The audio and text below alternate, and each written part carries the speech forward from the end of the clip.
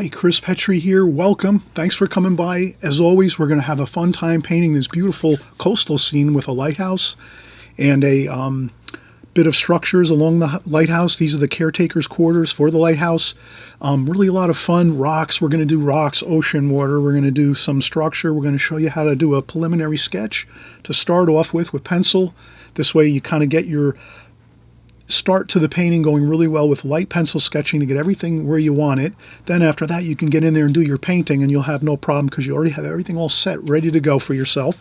And we'll cover all the colors we're going to use, the techniques that we're going to use to have this painting completed. We'll cover the last bit of details as we finish up with our figures here and some of our railings and these fine details that actually make this a really beautiful painting actually. And we didn't do a ton of work for the details. In the very end of the painting, you'll see we do some very careful but quick and expeditious detail work, which works great. It looks really fun and fresh, and doesn't look overworked at all. And we again cover everything: the light in the picture coming from the right hand side across the scene, high noon light, so the light's high in the sky, raking across the picture. We have beautiful highlights on the structures. We have gorgeous water. We'll show you how to do the whole complete ocean and as well as the distant sky in the far distance. I don't know if you can see that here. I'm going to bring this down a little bit. So we kind of have more picture above this here. And then we show you how to make that really large ocean area and then as well the sky above. So really a fun painting to do. So come along. We'll get started just in about a second or two. Okay, we just saw the finished painting, so now we're going to get right into the process of how we're going to get to that point where we're at the end of the painting, we're excited, we're peeling off the tape, and we're seeing a beautiful, gorgeous finished painting for ourselves, a finished composition. We'll have a mat ready to go. We'll be ready to frame this.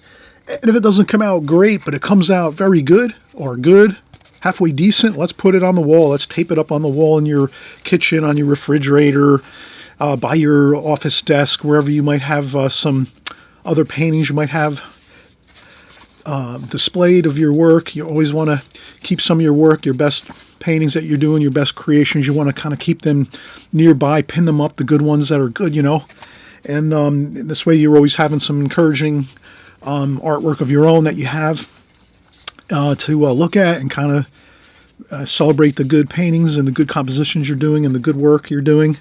And the ones that don't come out great, don't worry about it. You just take them and put them in a box or a file, and you just keep them for, keepsakes. And maybe you refer back to them. Maybe in a couple years, you might say, oh, I'm going to go back and take a look at what I was doing a few years ago. And then you can look at your paintings that you've done, maybe a few years back or so. And that's always great to have for reference. So how did we get to this? Well, the first thing I did was I took my, I have watercolor block paper, but you can use any watercolor paper you have. And what I did was, basically, I just want to start from the beginning. I want to have a standard mat like this, which is an 11 by 14 mat. So I have an 11 by 14 mat. I want to make sure that when I'm painting, I make the painting large enough for at least this window, but I want to make it a little larger than this window. So this way, when I go to put the mat onto my paper and I'm going to be ready to trim the paper maybe and tape it to the back of the mat and frame it, I just want to make sure I have a little extra room so I can move that mat around and get just the right spot you might like. And you can also, if you want, sometimes what's really helpful is you can even get a smaller mat, something like this, so that if you find that you're not happy with some of the results in your painting in different areas, but you want to maybe just crop down your painting, much like a photographer would crop down a picture, maybe take a larger photograph, and then you cut it down and make it smaller.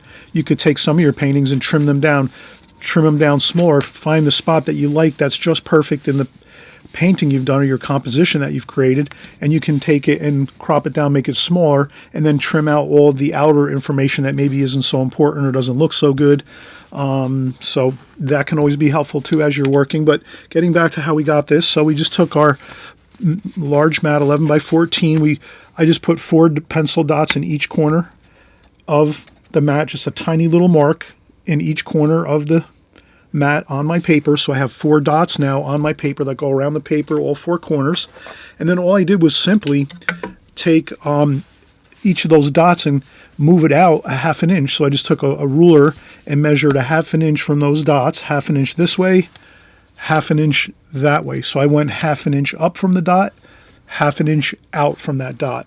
And then I did the same thing over here with this dot. I went a half inch out this way and a half inch out that way. And I did the same thing over here with this corner, half inch out this way, half inch out this way, half inch this way up, half inch out that way. And therefore, I put my tape down on those small dots, which are about a half an inch larger around the whole watercolor paper we have framed out with tape. So that gives us a half inch of play that we have extra before we go to put our mat on our painting. So that is just, so we have a little extra room, painting room. And then that's pretty much it. And then I just put down my artist tape, pro artist tape. I use, a couple different sizes. So I needed a little bit wider tape here. I use my pro artist tape 2-inch, or I think that's a 2-inch, I think, and this is a 1-inch pro art drafting tape. So I use drafting tape. Works great. Doesn't have a real strong sticking power, so when you lift it up, it doesn't tear the paper. So you'll be safe with pro drafting tape, or you can always use the painter tape you can get at the paint store. The painter's tape they use for trim and walls, you can get that at a painting store or a big box hardware store in your local area. So that's how we got to this point here with our painting trimmed out with our tape, which is very effective. When you lift off this tape, you're going to have a beautiful border around your composition in your painting. And the next thing I did was I'm working from a some copyrighted information, so I really can't put that on the camera, but you can certainly work from my painting because I'm going to change it around a little bit so that it won't be a problem as far as creating a painting from another picture that I'm looking at. So in any case, I'm just going to try to get a rough idea of where I'm going to put things. It's an ocean scene. You saw the finished painting, so you already know, and hopefully you have a way to either have another electronic device next to you, like a phone or an iPad, that you can have my finished painting up, and so you can see that as we're working together right now. So maybe you're using a laptop to watch this video, and then you can have your phone next to you set up, or your iPad next to you set up on the table, and then you can have that with my finished painting on pause. So you can hit pause in the beginning of my video or toward the end to work along and use that as your reference. Better off to paint from a watercolor painting than you would be from a photograph, so because you're just getting quicker to what your results you want to have. That's basically really great. Like, that's why I always tell everybody, please buy my book. I have a brand new book out, Methods and Techniques in Watercolor, and you'll see it in the description down below in this video. And I always put that in there because if you're working from my finished paintings in my book, you're going to actually be getting the direct result that you want. You're going to be matching the colors, the watercolor washes, the pencil drawings. You'll be kind of matching everything to what I've created. And this way you'll kind of automatically be using all the colors you need to use, the techniques you need to use. I cover that all in my book. So I always put a little bit of a plug in for my books and my book in the description below. You can check that out on Amazon if you like. And I have a lot of photographs of all my artwork in that book, and so you'll have tons of every kind of paintings, seascapes, landscapes, cityscapes, boats, flowers, still life paintings, portrait painting. Have a little bit of everything in there, and a lot of everything actually. A lot of paintings in that book you can work from. And then let's start here though. I'm looking at it. I'm going to make about, the information in this painting is going to be the lower third of the painting. So if we just say, rough estimate, just the, basic idea of, I'll put a piece of paper down here. So with our paper that we have right now, like this, I'm just going to say, if I roughly divide the paper into threes, one across there and one here. So now we have 1/3, 1/3, 2/3, and 3/3, but in any case, 1/3. We break the paper down into 3 parts, horizontally, like this, vertically, I should say.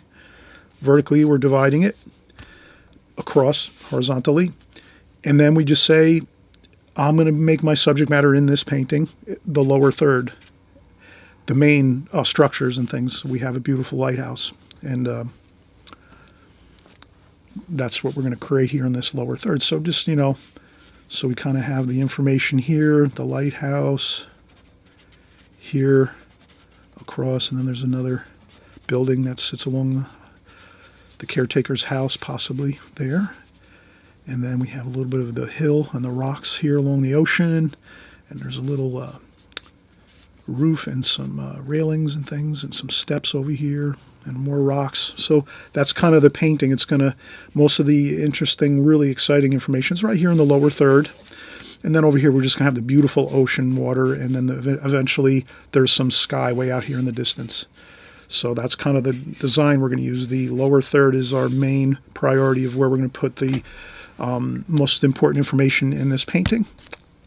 So I will work on getting that lower third. So I just do it roughly by eye. I don't really have to measure it, but you can measure it if you're kind of unsure. But an approximate's fine for myself, and I just put 3 hash marks, 1/3, 1/3, 1/3 approximately. Let's see how close I got it, just for referencing. Let's see. Let's try this here. I guess we could use centimeters. We'll use inches, I guess.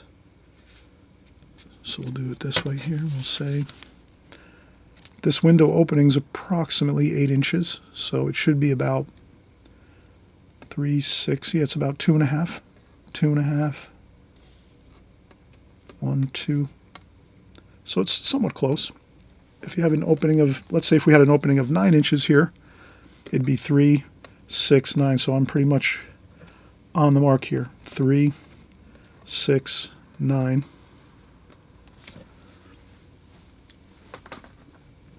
And then I'll just start the pencil drawing, and we're just going to do a simple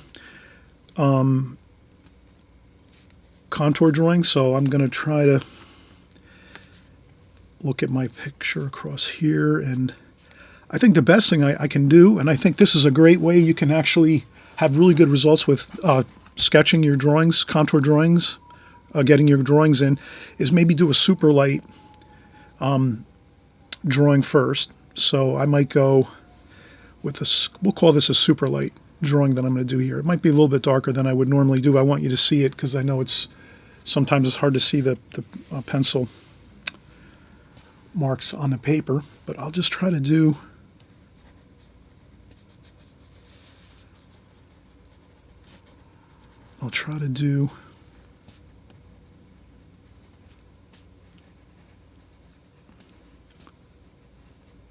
like that.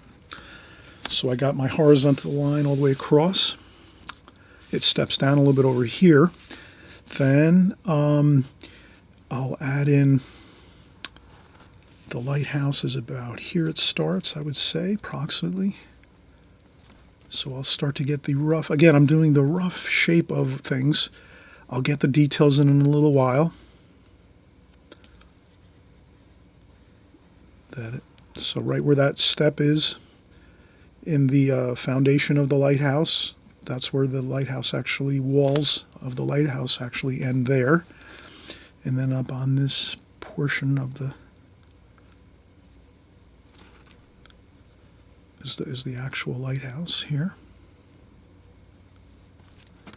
And then we have the light. Or actually, that would be here.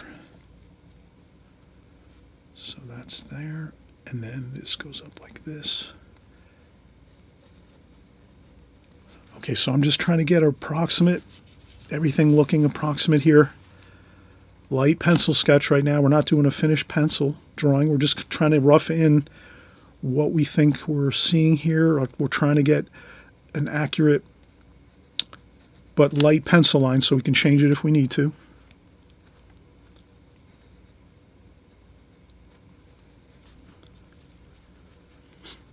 And we look at these different parts and components of the painting and make sure we try to get it as close as possible. So if I'm looking at this structure over here, which is the lighthouse, then I look down over here at the quarters for the lighthouse keeper. And I can try to visually see, are they about the same size and, the same mass? And I say, yeah, they are. They're pretty much similar in mass. So that's what I'd want to think about. So I wouldn't want to draw this really large, and all of a sudden I find out that this is smaller and this is way larger, too large, or the vice versa. So I just keep an eye on the scale of things, how large and small each of the main components of this drawing is. And okay, so then I have the second structure done here, the keeper's quarters. And then there's a window here. And we're going to keep this real loose and fun. This is like a composition to do, just have some fun.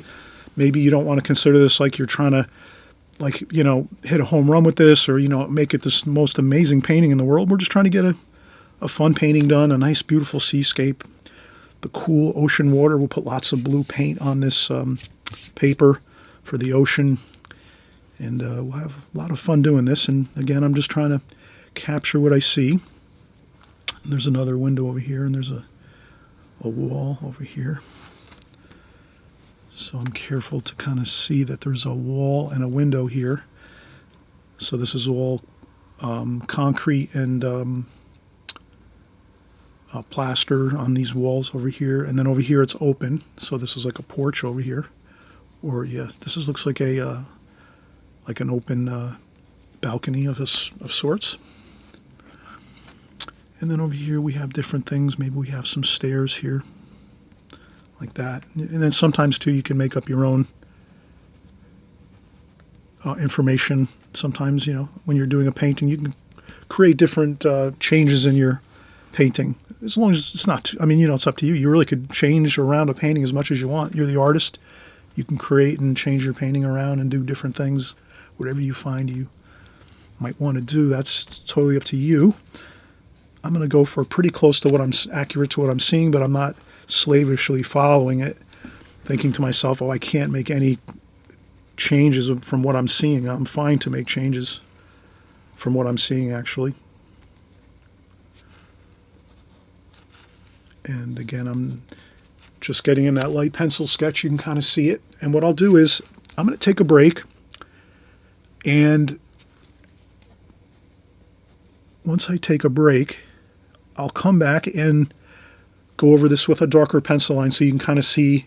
I'll retrace what I just did one more time with a darker pencil line, because again, sometimes with the lighting in my videos, it doesn't always show up that great with the pencil lines. And I did want to go a little bit light here, because if I want to adjust it, then I can just come in quickly with a kneaded eraser and erase a few things and redo a few things here and there. So that's why I like to do that first really light pencil sketch. And then after I'm done with that, then I can go over with a darker pencil line, or I might find that I really don't need to. Sometimes I'll go right in and paint right over the top of a light pencil drawing.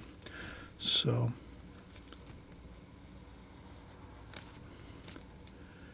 and I'm just going to do a few more. I just want to get these two. There's like two doors on each side over here. Or these might be windows, actually. Oh, these are doors, I believe.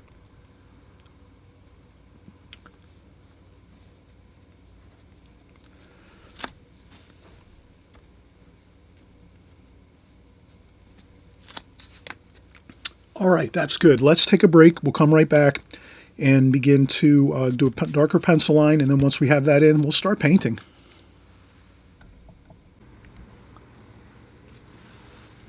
All right, so we are going to get back to our pencil drawing.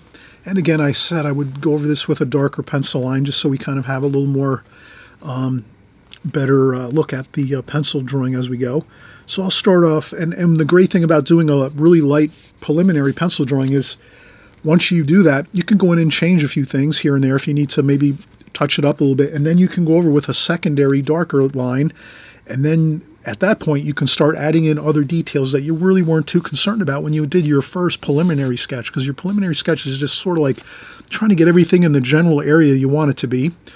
And then you do your adjustments, your counter adjustments with an eraser if you have to, just a little bit, to maybe get things fixed up a little better. And then you go over a second time with your contour drawing, which means we're just going to basically use our preliminary sketch, the first light sketch, as our base of operation, where we're just going to use that and kind of trace over that.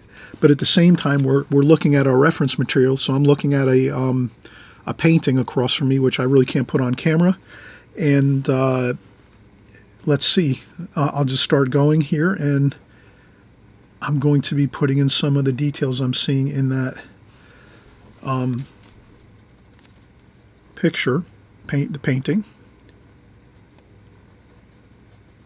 And then I can get this a little more accurate. Now, if you want, you can actually just stick with your preliminary sketch and then start painting from there. And at this point, you probably maybe would just be watching this, but not really so much going over with a darker line. But I'm trying to just give you the options. So you have the options here. You always have options with my channel. When I'm doing my artwork, I always want everyone to realize you do have options. You're the artist. You can create anything you want. You can do spin-offs of what I'm doing in any direction you like.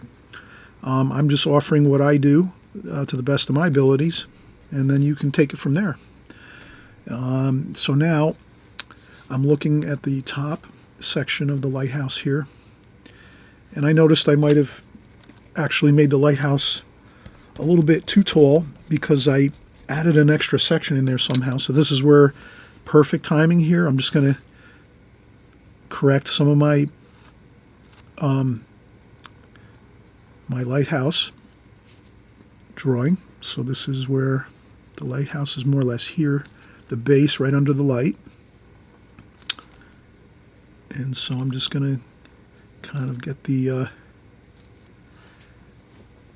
actually this would be, and again, this is really hard for me. Sometimes I get so confused. I'm looking at so many lines and squares that I realize this is actually the light here,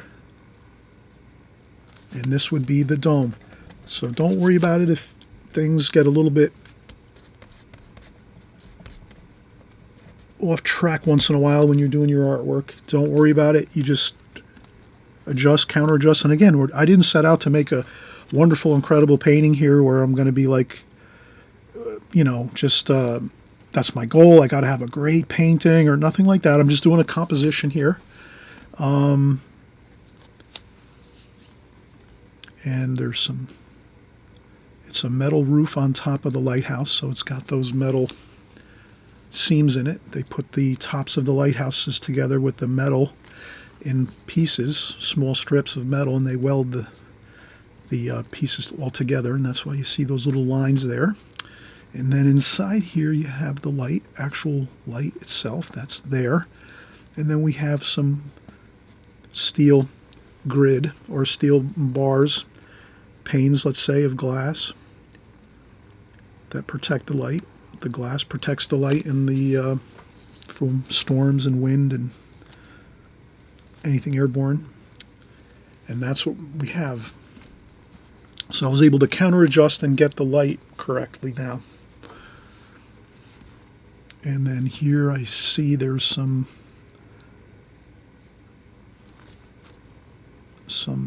dimensionality to the structure that the lighthouse is built upon. There's a staircase here, I think, going up like that. It's for the exterior. And I'm sure there's an interior staircase that goes up into the lighthouse as well. Multiple access points for the lighthouse. And I think that's pretty good all through here, so I really don't have to. I think that looks good. The doors and the windows look fine there. And then here going across, there's a line there, but I will go again with that darker line, darker pencil line. And let me do that too. Let me do the windows and these doors dark so we can kind of get the feel for that there. And there is some railings along this lighthouse structure, the building, but I won't put those in. I'll do that with the brush. Let's do that with the brush, if that's okay, when we're painting it. So we don't always have to put every detail in when we're drawing this. We're just trying to get the main idea of the drawing. And then from that point, we can get some of the details with our brushes and paints. Takes the pressure off too, sometimes, just to get the basics down with the pencil, and then after that we can do some more details with the brush if we care to. So that's a window there. That's like an open area. Looks like there's a... Sometimes I'll use my pencil to kind of shade in something. I can shade in these windows a little bit too, like that, if I wanted to, these windows and doors, just so I kind of know they're very dark. And this here, over here, there's some areas we're going to kind of melt together because there's a lot of shade and shadows in there. So we're going to kind of melt things together with our washes and in certain areas. And then here we have some bright sunlit areas of walkways around the lighthouse here. Looks like it's about to there, and then there's a slope down this way. And then this is the balcony over here, and there's more rocks over here. And then there's another, looks like a wall over here. Like that, there's a wall. And then there's another staircase over here. Like that. And I think that's good. So we kind of have a nice, good horizontal line going across the whole picture. Kind of in a downward sloping fashion with the rocks. Now we have lots of rocks along here. This is all on a rocky mountainside along the ocean. So I'm just going to kind of put some sloping pencil lines lightly, just to kind of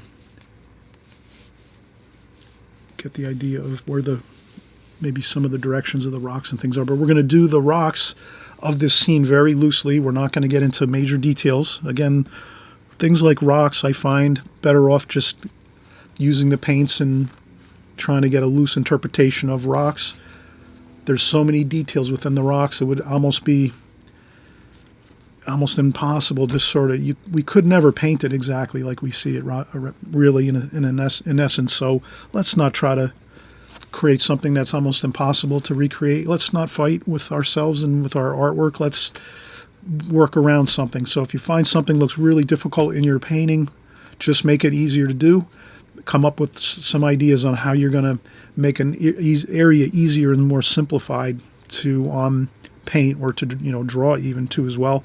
I see some good strong shadows in here, so we'll take advantage of that with some really good darks. There's another really good strong dark over here along this side. So we're going to try to now identify where the light is coming from. I'm seeing the shadows right now in the rocks as I'm looking at the rocks now, more in close detail as we're working. I'm saying, okay, now I'm starting to see some shadow patterns on the rocks, and that'll kind of give me an indication where the light's coming from. And looking at this scene, I can tell the light is coming from the right, coming this way across the scene. So it looks like it's from the shadows.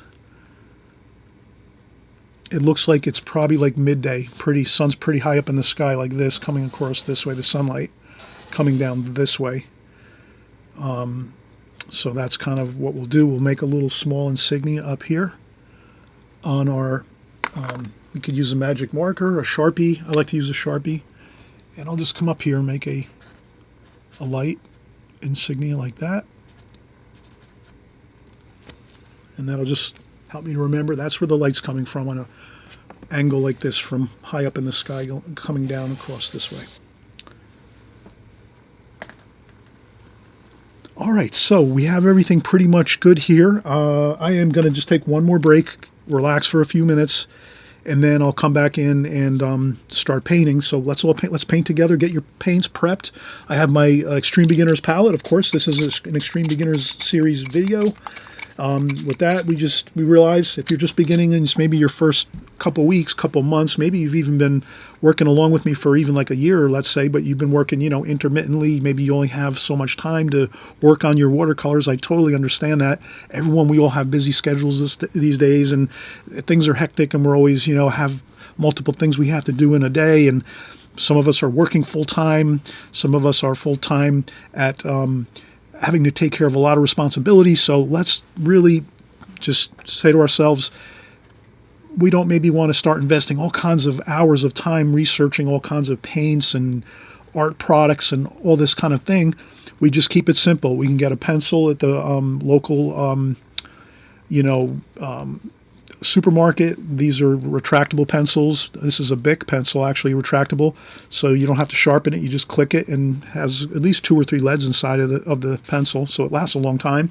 And you have your Extreme Beginners Prang Oval 16 set, which comes with a brush, and we can use this one brush to paint the whole painting. And maybe we'll do that. Maybe we'll just use our Prang Oval 16 watercolor brush that came with our set. See if we can maybe accomplish that with our brush that we have. Automatically, when we buy this set, it comes with the set, and we're really all set. And then all we need is some paper, some watercolor paper. You really can't do a watercolor painting like this on printer paper, but you can certainly practice techniques and things on printer paper to save a little bit of bucks on the paper. Paper is expensive, watercolor paper, and the better paper you buy obviously is a little more expensive than, let's say, the student grade paper and things like that. I tend to use the Fabriano Studio watercolor pads of paper. They're great paper and affordable for like student grade paper. I use that all the time. And then also too, if I'm really going to be doing some highly technical paintings, I might use the Arches and the Fabriano professional grade paper to get a little bit better results with the painting, because it does help if you have better paper. It makes it easier to paint, actually, a lot easier. But you still can make do with any watercolor paper. As long as it's watercolor paper, you should be fine. And again, let's get started. I'll just just relax for about 5 or 10 minutes to come back, and we'll start painting.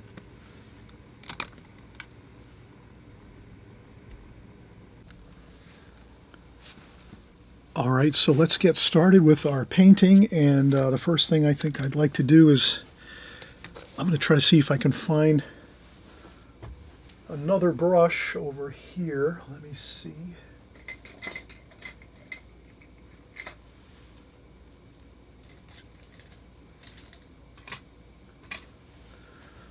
I'm going to actually use my Simply Simmons brush, number 8. And I have a small sponge next to my watercolor pail. It's just so I can tap off a little bit of water as I work. I also use a tissue to take off some water when I'm working, so we'll use both of these methods to take some water off the brush when we're rinsing the brush off. Now the main thing I want to note here is let's do the alla prima method. Basically that means we'll go in, we'll get our darks in, our darkest darks in first, and then from there we'll work our middle tonal values and our lighter tonal values for this painting. And again, this is in the spirit of maybe we're out on location even. Let's pretend we're out in this scene, we're along the beautiful ocean, the coast, and we're maybe set up, we have our sketchbook in our laps, and we're in a nice comfortable lawn chair or on a nice bench, a park bench or something by the location. And we're just going to get some basic paint on the paper and focus on just getting maybe the few colors we might really be excited about in the scene. The dark tonal values that you see in the scene might look really interesting, like it's a nice contrast against the lighter colors of the ocean. So we'll kind of work this kind of angle with this. And so the first thing we'll do is we'll get some darks mixed up. We want to go with a very, very tiny bit of black, which I'll put up here. This black is very, very strong in the Prang set, so I make sure to just put a little bit out there to mix in with my brown. And I also want to mix in some blue with that brown. So brown, blue, even some red. Let's get some red. Let's get a nice dynamic dark in here. So we're using blue, red, brown, and a touch of black. And then I can also adjust and get a little more orange and red in there to make it a warm and cool. So you can almost make a cooler black or cooler dark over here with some more blue added over here. So that's a little bit of a cooler. You can kind of see that's more of a bluish purple. And then we'll leave this over here more of a kind of a reddish dark like that. And then what we'll do is we'll just pick some of that up. We'll dry a little bit off, the brush off on a paper towel a little bit, so we take some of the paint off. This way we can get in our doors and our windows here with these wonderful darks and not have too much paint on the brush. And then next thing you know, we're going way overboard with our dark door and window paint, and we're painting outside of the lines that we've drawn in carefully. So we did do a careful job painting the doors and the windows in this scene. We don't want to go right in starting out with a large puddle of paint that ruins the door or windows that we have drawn in here carefully. So that's the first couple of darks. Those are exciting. Let's notice how those really look good. And then there's some darks on top of the roof over here. There's some shadowing. So I'll get that in there over here. And there's even a little bit over here, some more shadowing there. And then there's some darker darks over here.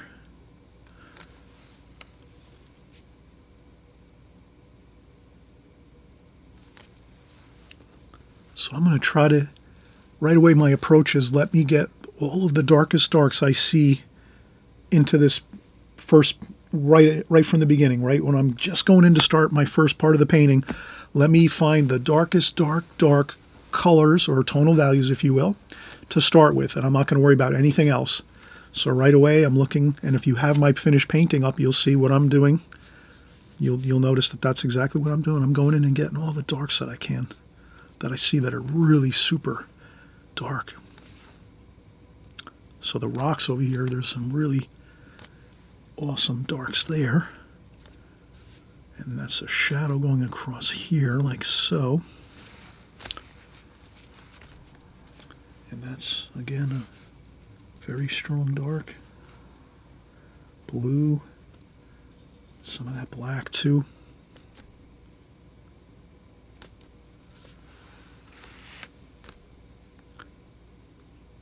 And that shadow kind of goes up there like so. And then there's some reddish orange for the rocks over here. So you can start to make your darks more dynamic with some oranges and reds. As you see, the rocks are orange and red and gold. There's some gold colors in there too. So I'll take some yellow up here and sort of work that into the mix. And since I'm doing that, let me add a little bit of that into the darks up here just to move some colors around the painting. Okay, and then we have, again, some pretty strong darks over here. And I'm just sort of trying to paint what I see. And then this comes up over here, a shadow there. And there is some really quite very dark darks over here on the side of the lighthouse keeper's quarters. And this, of course, is very dark over here.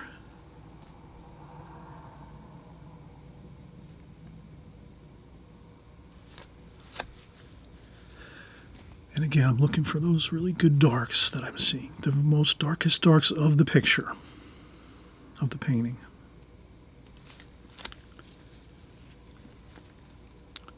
And then some of these steps over here are dark. And that's what's kind of fun about the alla prima method.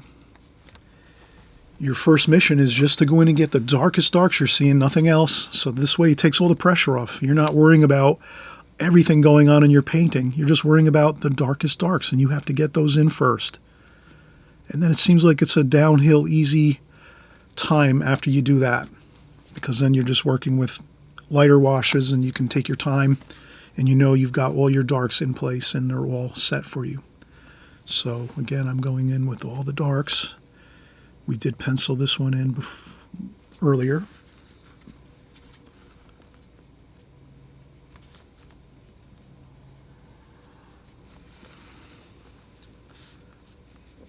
And another one there.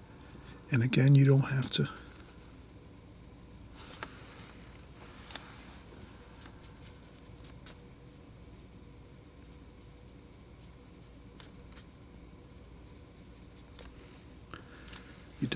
worry so much.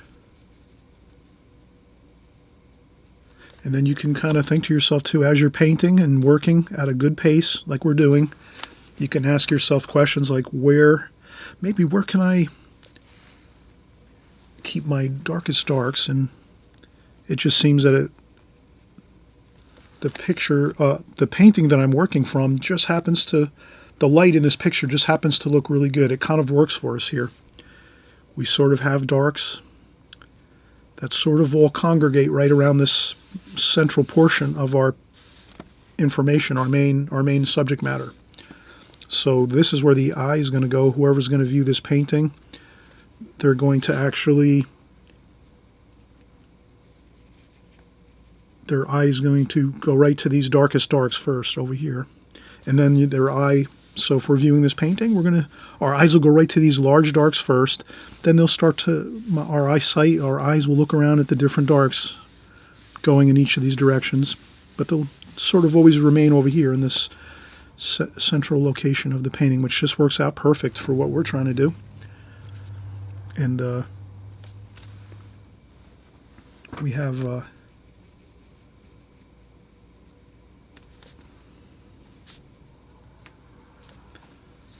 plenty of paint. We mixed up plenty of paint as we were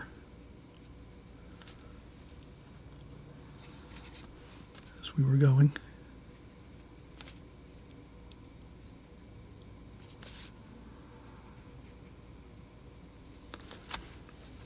Then I'll take a little bit of, I'll do some splashing for rocks. But again, this is all we're going to do for right now. We're going to kind of hold up and stop at this point. We do have some more darks over here. So again, I'm going to just, all I'm doing right now, darks, just looking at where are the darks? Where are the darkest darks I can see? There's one over here on this post that's underneath the roof here. There's a small roof over here where the balcony is. And I'm trying to think, there's a tiny dark here under the roof. Very tiny bit of dark there. There's a little bit of dark over there. There's a little bit of dark there. So now I'm just kind of looking, where are the darks that I'm seeing? There's a little bit there on the roof. There's a little bit underneath these here. The catwalk on the lighthouse over there. There's some darks there.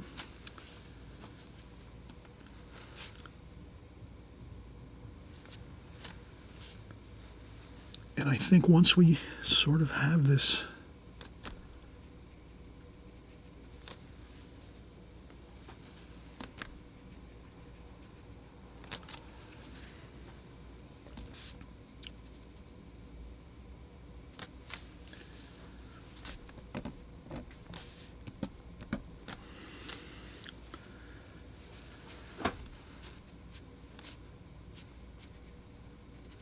then I tend to make some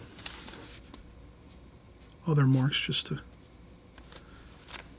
add to that a little bit. And I think that's good. I think we're going to take a quick break. Again, once we take the quick break, then we can come back, and as we come back and look at the painting, we can start to see maybe there's a couple other areas that we might have missed a dark or two, so we can work on getting those in if we see there might be something we left out. I maybe see there's a couple lines here with that's the steel on the steel grid for the lighthouse windows. And there's some more, there's a couple darks like that under here.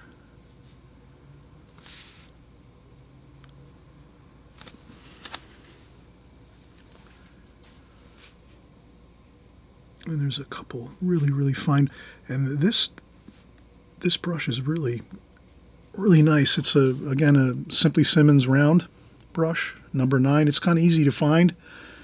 It's got like a pearl finish to it, but this thing has a really good point on it. Really excellent point, and it's lasted a long time. I've been painting with this many years, and it seems to just hold up great. It's a synthetic brush, and synthetics are great if you're just starting out, as well as, if you've been painting a long time too. Synthetics can be a really great brush to use.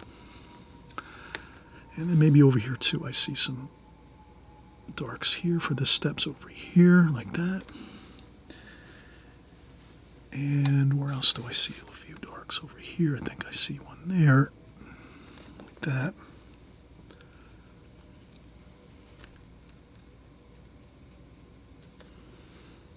All right, perfect. Let's take another break. And we'll mix up some colors next when we come back for our lighter tonal values. And we'll start building the medium and lighter tonal values in the picture.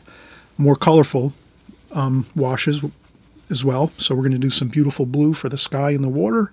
And then we're going to do some orange colors for the roof, clay tile roofs over here on these buildings.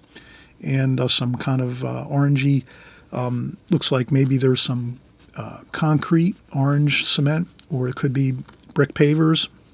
I think it's orange cement, orange concrete that they used on this building over here.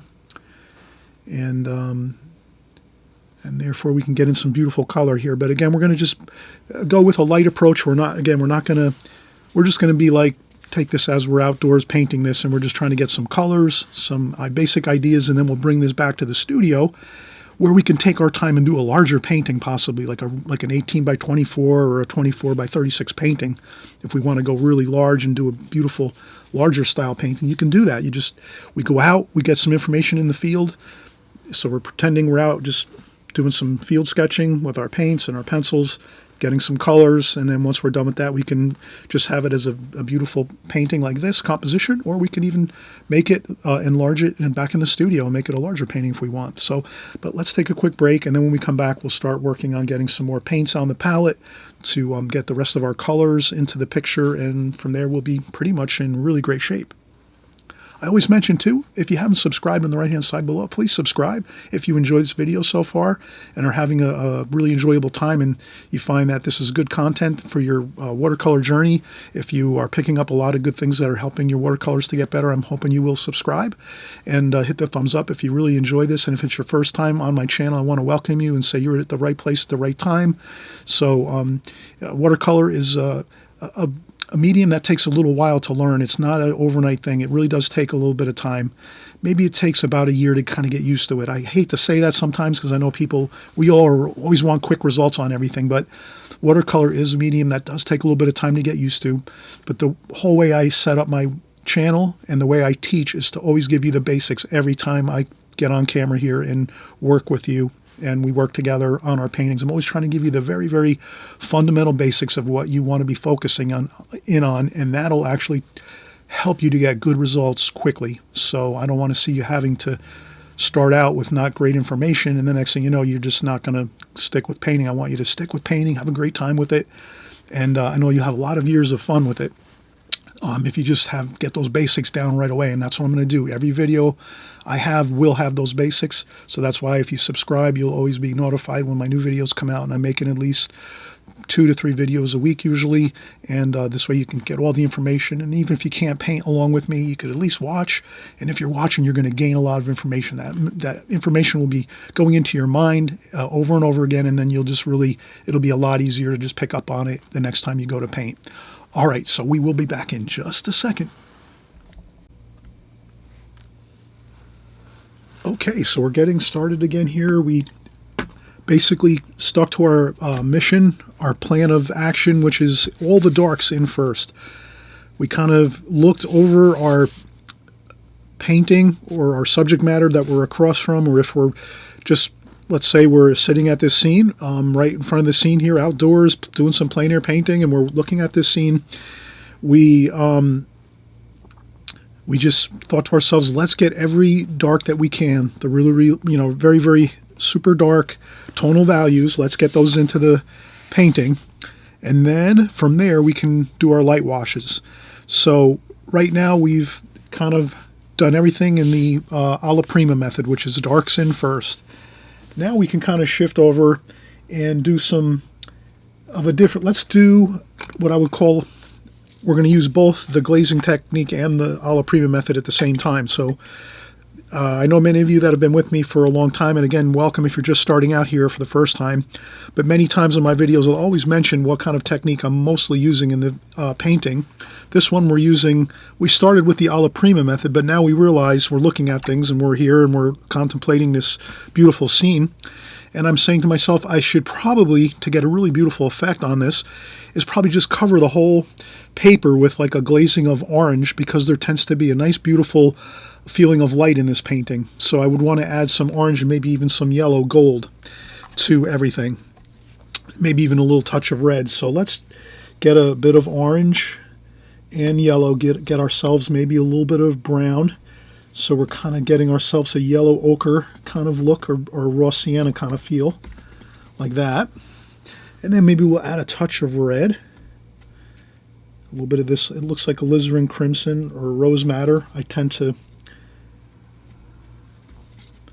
think that's good. And then I just take the clean, fresh water. So I just emptied my water bucket, so I have fresh, crystal clear water, so that I can make this really light, orangey, kind of like an early morning or late afternoon kind of sunset feel. So this way we can do this. We can take this and we can prep this here. Then we can go in and get fresh, clean water.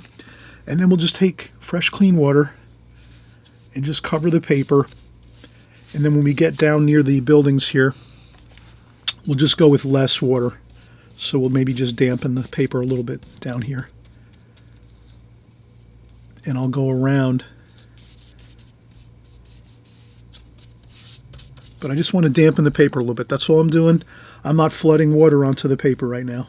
I'm taking my water bucket like so. I'm taking my water bucket, getting my plenty of water on my brush, and then tapping a little bit of water off the brush on a sponge. And then I go in and get that little bit of damp brush into the paper here, so that we can put this orange, golden orange, yellow ochre-y kind of color into the picture to kind of give it a feel of just warmth. And I'm very careful now here. I can kind of see I don't want to smudge into that darker darks we put in. So that's just something we have to kind of remember to do. And I don't think it's too big of a deal if we don't get everything covered, but let's try to get most of it covered anyway. But let's not try to take our brush and go over the darker darks we just put in. So we wouldn't want to do that. Okay, and then we'll just get the orange. Like that, and just kind of, doesn't have to be perfect, just get some orange on there. That golden orange color, a little bit of kind of like a yellow ochre or raw sienna. You know, that warm feeling. Let's just get that across here.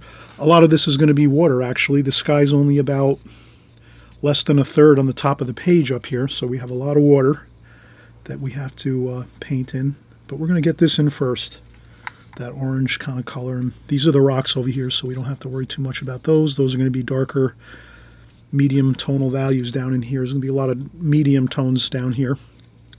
We don't have to worry about that so much, but mostly up here in the sky area up here, and then the water is going to be here. So we're going to have a large amount of water showing here, and then the sky is going to be up here. So, but that's the reason I did this, was to get a nice coating of warmth on the paper. And I'm hoping that'll give the whole painting a kind of a harmonizing type feel. Okay, so now the key is, we always know, if we're going to put a large wash of watercolor paint on our painting, we have to make sure we let this dry 100%. So we're going to have to take a break now. I'll use my blow dryer. It takes me 5 minutes to blow dry this off, and then I'll come right back. If you're not using a blow dryer, no problem. You just have to wait about an hour. But I am using gummed block paper here. So gum block paper is perfect. It's almost like it's an automatic timer for you. When you put a lot of washes on your gummed watercolor block paper, you know it's dry when the paper becomes flat again and tight, like a drum skin. So that's all you have to remember. And we'll get started in just a second. I just need to use the blow dryer to dry this off quick, and we'll get back to work.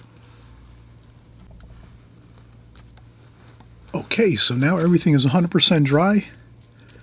We use the blow dryer. Now we can continue working. Let's start working in our medium tonal values, our medium color washes. I'm going to go in with some orange here and some red.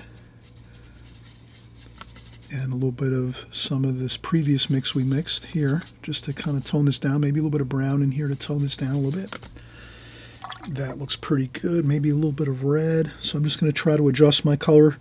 I want to get the roof color for the roofs of this building, and I'm thinking that looks pretty good. Let's see how we can.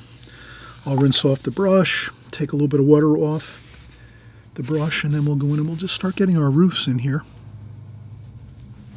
These are orange clay tile roofs. along the ocean. Very durable. And we'll get this orange roof color right there. I left a little bit of light on this side of the roof here. It looks like the light's coming from this direction, and it's kind of catching that edge a little bit. And we'll do that there, and then we're going to have, we can kind of make our brush strokes and leave a little bit of marks that look like vertical lines like this going across. That gives us the feeling of roof, the roof, clay tile roof. So if we just kind of do that, make the wash a bit of marks on this here like so. I could put a couple marks in, just scratch in a couple lines like that. That's pretty good for that roof there. Then there's another roof over here like that. That looks pretty good. Then we also have some orange. It looks like they maybe had some concrete that was dyed orange here to match the roof. Lighthouses are pretty fancy a lot of times. They do a lot of thoughtful things when they're building these structures. They're kind of unique. There's not many of them compared to regular standard structures. So let's see what else we have. We do have some of that orange, it looks like, on these buildings here.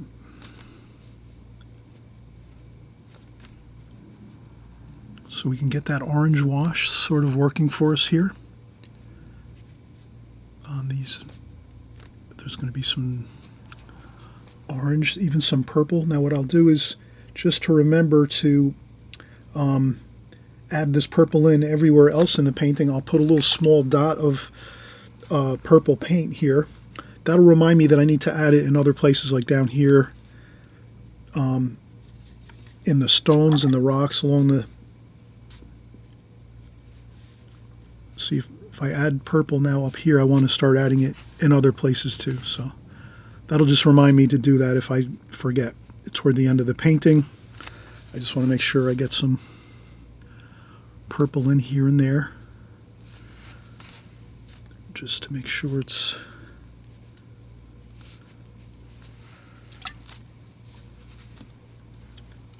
And then there's some grayish blue. So I'll take this blue here. Maybe I need to spritz the paints. They're a little bit dry. So I'll just take a spritzer bottle just to moisten up the paints a little bit. And we have the blue here, like that. A little bit of this here too. That'll remind me too, maybe I have to add some more of that here and there, since I'm adding a new color. If you're adding new colors into your painting, it's best to maybe make a few little notes somewhere on your palette or on a piece of paper, just so you remember that you need to probably mix that around the painting a little bit. And so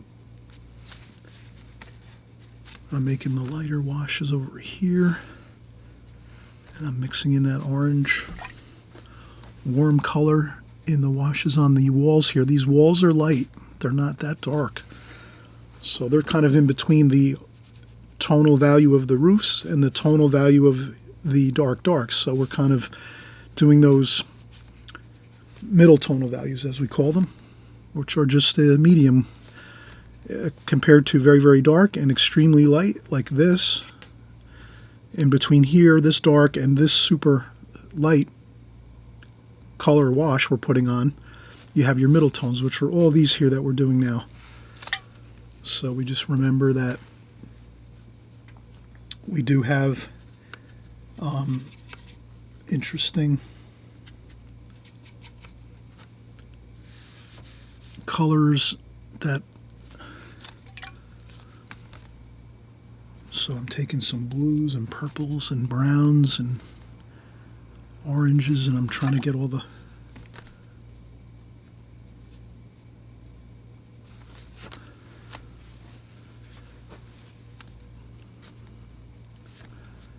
subtle tonal values in this painting.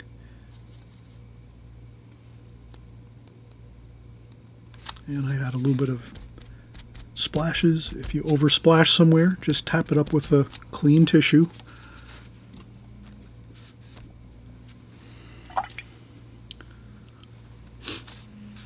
Okay, and that is pretty good. Now we have some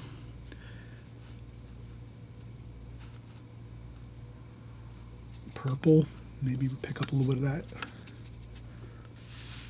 And I'll start to get in some of these. This is a little darker than this wash here on this wall. This is in shadow over here on this side, so we'll make that a little darker. This over here is a little darker. I can see that part of the building, and then there's some, it starts to get a little bit lighter over here. Then there's a little bit of light on the lighthouse there, which is white paper. We'll leave that. And then there's more shadow over here a little bit. And I'll put some orange in there too. So I'm trying to mix in my colors and shadows. Then there's some more shadows over here in this section. Pretty dark, but not quite super dark. It's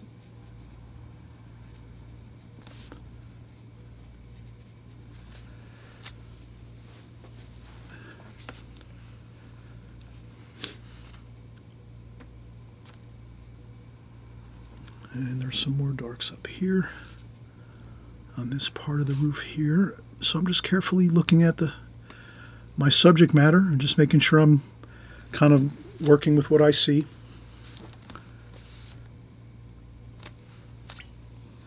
Trying to get subtle bits of color and tonal values. You can always blot up a little bit.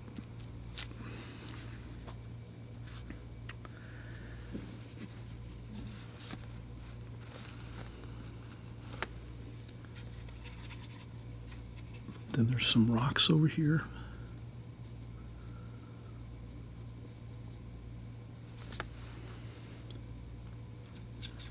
And that's black, and then some brown, and some blue, and some red. So we're just making that dark that we had before, right along the tops of those rocks there. Then I'll rinse off the brush, tap off the water on a sponge or a paper towel or tissue, and then just smooth out with a damp brush some of these other washes I'm putting in now. And what else do we have here? Shadow there.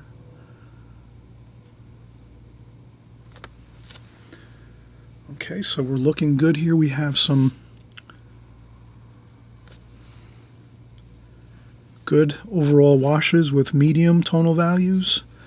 Light, super light tonal values, light washes, medium tonal value washes here, and we have our darkest darks. So we kind of have a really good balance of all the tonal values that we have in our picture. And at this point now, we're almost close to finish. We just want to do a little more details to the rocks here in the foreground. And then we're going to add in the water too. We'll do a nice beautiful blue wash for the water. And I think that'll be it. So let's, and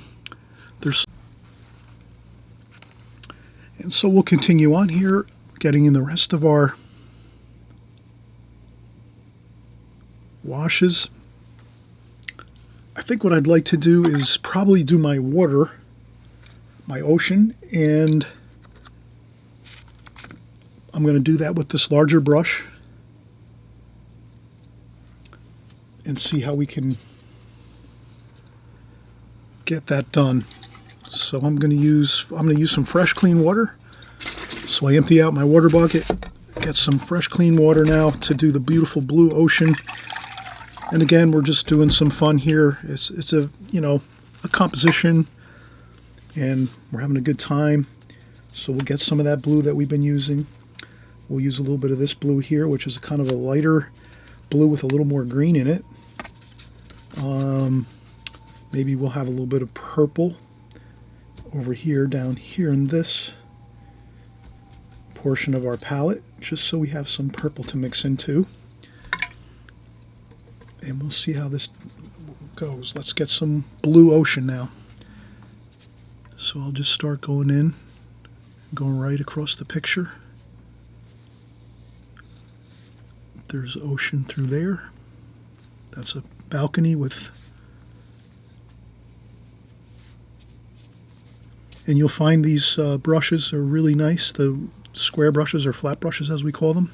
You can get some great washes on with them. You can be really exacting with it, so you can see how I can really get right around these roofs really quickly. And you don't have to worry, these lines will go away pretty much. Most times you'll see the lines disappear. And even if not, that's okay. We're doing a composition here. You might find like, wow, hey, I like the look of some of these square lines, these square edged lines in my sky, versus just, you know. So, again, you can always do things differently. I'll go around these. The only thing is you kind of want to work kind of quickly here. You don't want to waste too much time, because you do want to kind of melt these all together as you're painting. All these washes here in this ocean. We're doing the ocean now.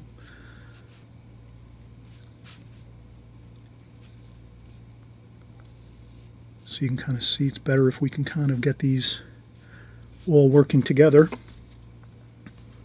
like this. And then once you get some really nice dampness on that paper, then you can kind of rework that wash a little bit, and maybe you can kind of blend in those lines if you want. So you can always have a little bit of time to work, but you don't always have a ton of time to work. That's what I always say. You have to kind of work quickly with watercolor when you can. If you have a large brush like this, then you're really kind of ahead of the game, because you can really move quickly and get a lot of work done fast with the big brush like this. See how I kind of blended all those lines that we had in there that were kind of looking kind of very noticeable, those lines that we had. Now I've blended those all in. You can't really see them now, and then even when this dries, I don't think you'll see them. And even if you see some of them, that's okay. It looks all right. But it wouldn't look good if we took like a half an hour to do our ocean that we're doing right now. So the ocean goes all the way up almost to the top of the page, up here, and then it sort of fades into the sky. So that's what we'll do. We'll fade this into the sky. How do we do that? We're going to use like a purple color. So we'll take some purple that we had down here. That's what we'll use for the sky, and a little bit of orange. And that will sort of be our sky in the distance up here. So purple and orange should kind of give us that grayish, lighter tonal value. We don't want to make it blue. And that will sort of give us that feeling of the sky meeting up with the ocean in the far distance back here in the painting. But it doesn't have to be perfect. But I think that does look good. Now what we'll have to do is let this dry now. We can take a break. It's, you know, kind of stressful doing a big wash like that. You kind of get a little bit nervy with it, and you have to muscle through it. But once we get that in,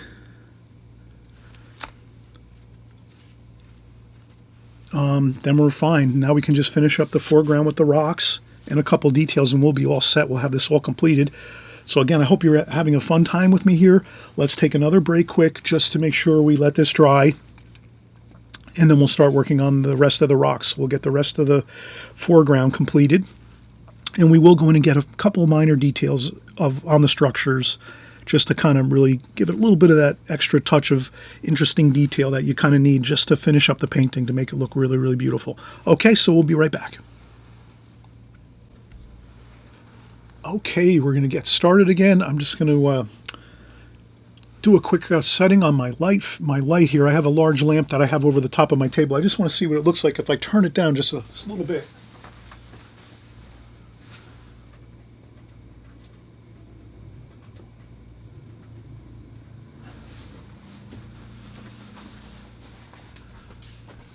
Okay, I turned my light down just a little bit. I want to see how that's going to look on the finished video. So let's get back into the rock areas, and we're going to do brown, yellow, orange. We're going to take some blue in there, and then up here maybe we'll do some black, so we can get kind of like a good mixture of medium tonal values, warms, some red. We'll put the red over here, an orange like that. So that should look pretty good. Good mixture. And then I'm just going to do some splashing. There is going to be some darks here and there. So I'm going to try to look at my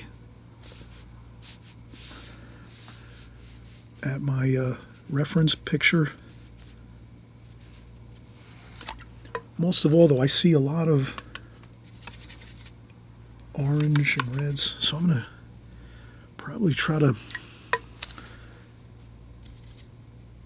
I think I'm going to, I'm also adding another color in there too, that orange. Maybe I'll do a little bit there. So I'm going to try to bring some different colors now back into the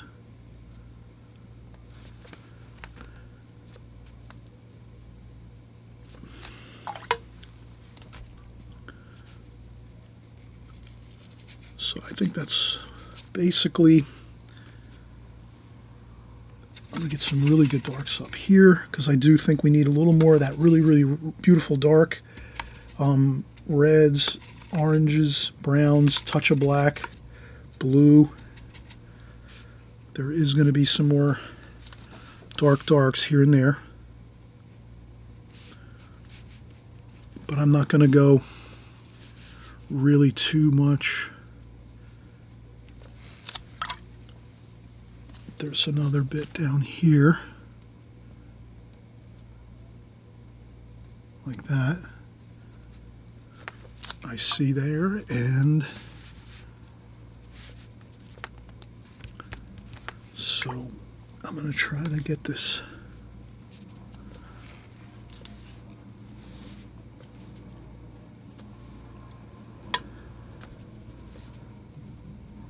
So I'm going to try to do some finger painting here too, to kind of get like some round shapes. Like that. Some oranges, golds, reds. And then once we get these medium tonal values, then we can go in and do some darker darks to make some rock shapes. So that's actually good what we're doing right now. We're sort of getting in the middle tonal values. There's a lot of darks down here, so we can go right down to the bottom of the painting over here like so, like that, and we can start bringing those really darks straight down here. So we kind of stopped short over here before, so we just want to sort of pick back up again over here. And rocks tend to be, you see a lot of squares and circles. So if we do those kind of shapes, we'll be fine.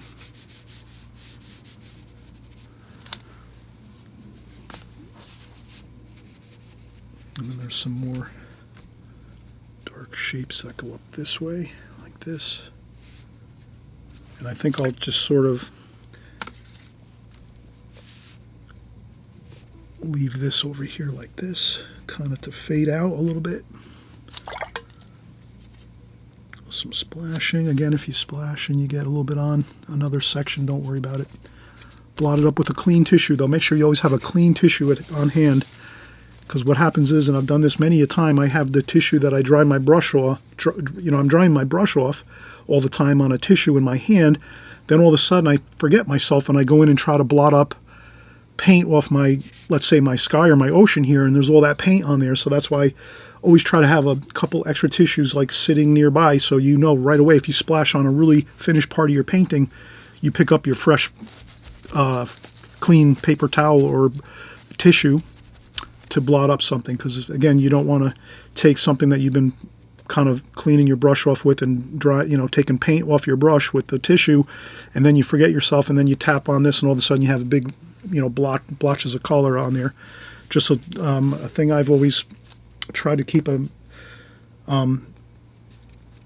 an eye on for myself, because I know I've done it before. So I just want to mention it so you don't do that, because I've done that numbers of times. So, and again, that just splashed one a little bit up high there. There we go. So we're just working all the darks and the medium tonal values now for the rocks. And then I always kind of take my time and I look at the painting or the photograph and just kind of see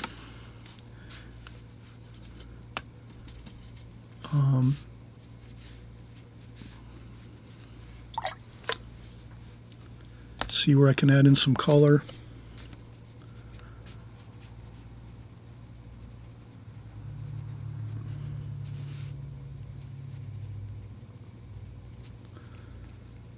And some details, and I do a little finger painting here and there to get some texture going. And we will do some more rock shapes with some darks in just a little while.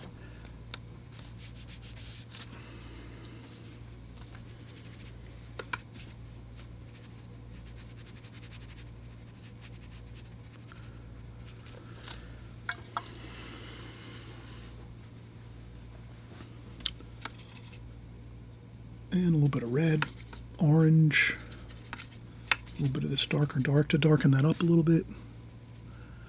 And then we do some rock shapes here, some round rocks, little bits of rocks, larger rocks. You kind of mix it up. Larger rocks, a couple small ones there, little dabs of paint. That gives us a good feeling of rocks. Round dots of paint. Again, we're not trying to make every detail spelled out here. Just, you know, we do some rock shapes, round, small dots of rocks.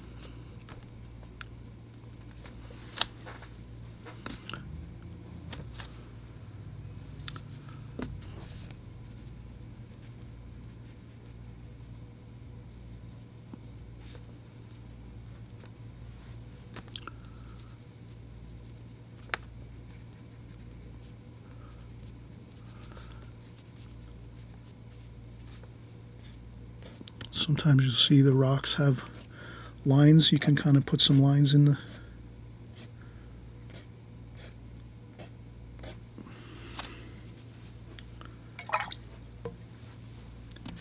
and this is all pretty much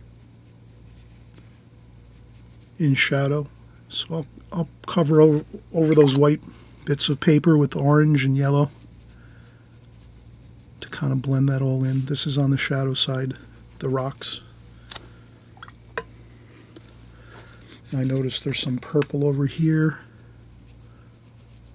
It's kind of darker over in this area here. Some purple, some of that blue. Makes it interesting.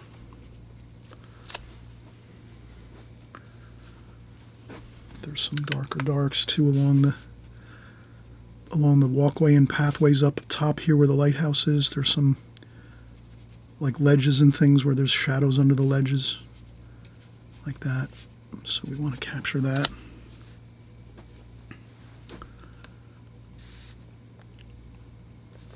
There's a little bit of shadow there, some shadow here.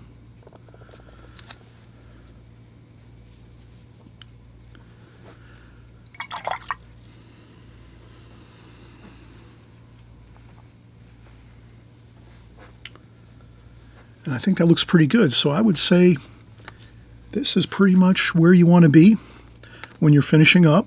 The only thing I could mention is maybe we will go in and do a couple minor details, but they're important actually, so they're not really minor, but we're going to do some like more smaller details that you may not think right away you need to put in, but if we do put them in, it's going to look much better, the painting. So we're going to do that next.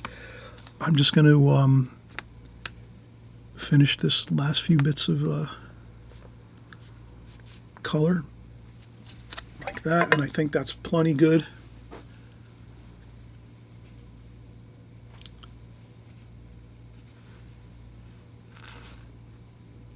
There's a little bit of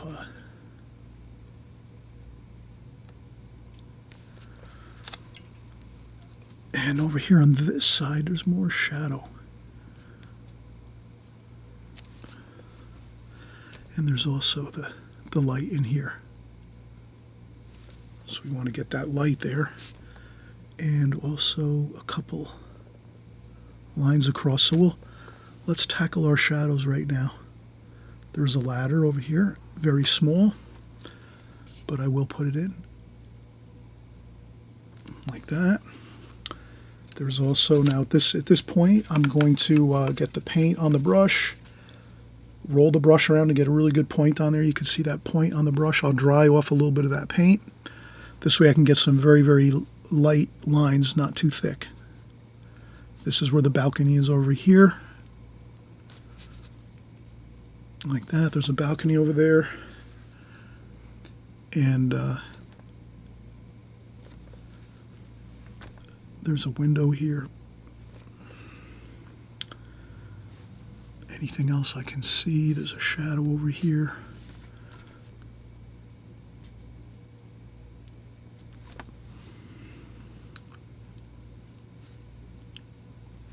I think we have it. Maybe there's a little bit of a dark line under here like this.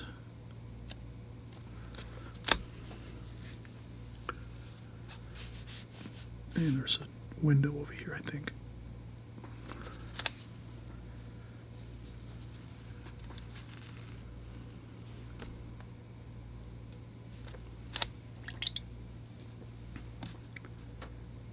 I'll put a little bit of yellow in there for the light. We could put a couple. Again, I'll get some dark on my brush, roll my brush around to get a point on there, dry off the brush just a touch a little bit, and then maybe we could put some of these railings in. Just a few little indications of them, just like that. A couple with a little couple uprights here and there, like that. And that really kind of helps to give scale to the picture. We'll do the same thing here. We'll just go across with a line and some uprights like this, some posts, and then another bit of railing there. Like that. Over to this section here too. And then maybe over here, there's some railing alongside these stairs. And we could get those stairs in a little bit better there. This is in shadow there.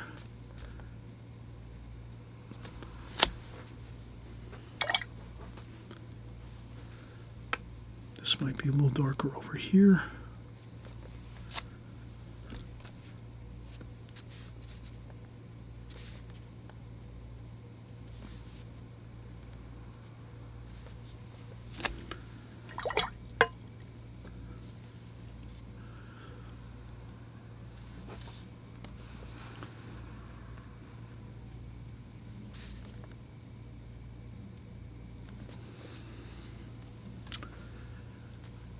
And I think that's good. So I will call this complete.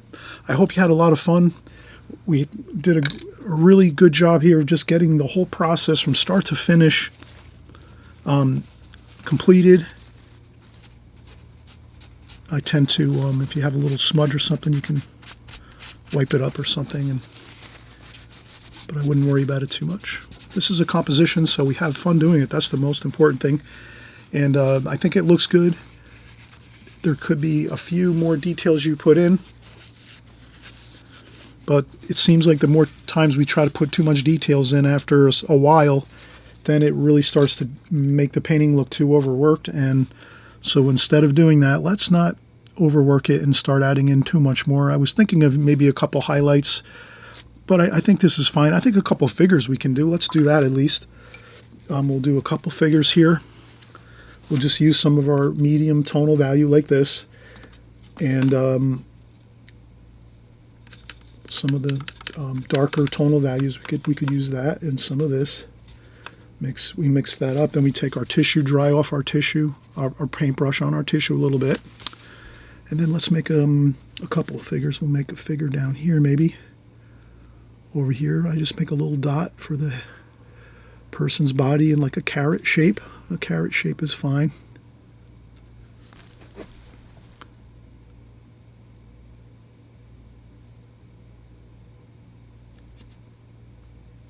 that. And maybe another one up top here. It's kind of, up top is maybe, it's a little bit closer over here. You can see a figure over here a little better. Up top, those are doors there. So yeah, that's, my scale might be a little bit, I might have to make this figure a little bit larger, like this. That looks like more like a figure would be for the size of the painting. And the same thing over here. Put another figure up here, just some darks there. Maybe a little shadow behind them. Just like that. Maybe another figure over here.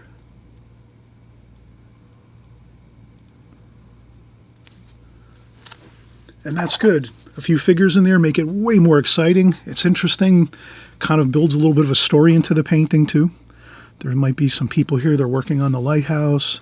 They might be the people that take care of the lighthouse. Maybe it's a tour and people are going around looking at the lighthouse, and it's like a there's like a tour going on. So the stories can be fun as we create our paintings too as well. So have fun with it all. Enjoy it. Thanks again for coming by and watching my videos and my tutorials. I really appreciate it. I love when everyone comments in the comment section. We have a lot of great people that put really insightful commentary in there that helps everyone as artists, especially people that are coming in new to our channel. When you put in some really good comments with pointers and helpful hints for a new artist coming up the ranks, that's great. And we just have overall fun and enjoy this whole process. So again, thank you for stopping by and painting along, and we'll see you on the next video. Bye-bye.